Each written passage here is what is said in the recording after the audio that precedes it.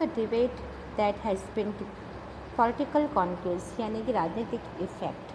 One of the debate that has been generated as a conquest of the contemporary process of globalization related it to its ongoing political impact. अगर आप political base में या globalisation के base के ऊपर contemporary world politics के बारे में, इसके इफेक्ट के बारे में बहस करते हो इस रिलेटेड को लेकर के, the how does globalisation effect traditional concept of state sovereignty. There are at least 3 except that we need to consider when answering this question.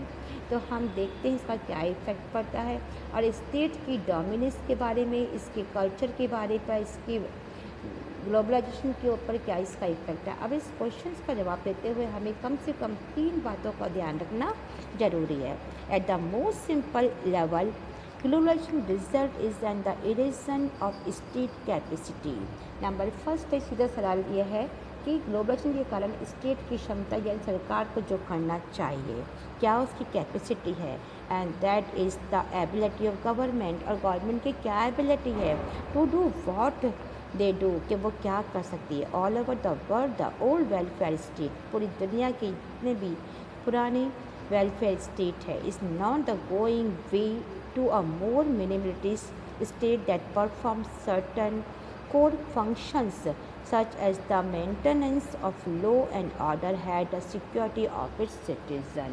कि जितने भी पुरानी दुनिया की वेलफेयर की स्टेट है उनकी धारणा पुरानी पड़ गई है कि इसकी जगह अगर नई कंपनीज आती है, कोई नया हस्तक्षेप स्टेट करता है तो उसके काम तक अपने को सीमित रखता है. और जैसे ही वो रूल्स बनाता है या लॉ बनाता है, बनाए रखने को भी बनाए रखना, और सिविलियंस के लिए अगर वो सिक्योरिटी भी करना चाहता है तो इसके ऊपर भी कई ऐसे वेलफेयर के काम है जिससे उसने अपने हाथ को खींच लिया है.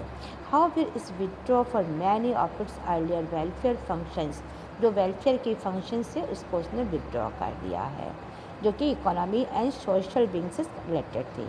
In place of the welfare state, ऐसी जगह जहाँ वेलफेयर स्टेट है, it is a market that become the prime determinant of economy and social profits. ऐसी जगह जहाँ पर economy and social profitable is है. The entry of the increased role of the multinational company all over the world lead to reduction in the capacity of government to take decision on their own.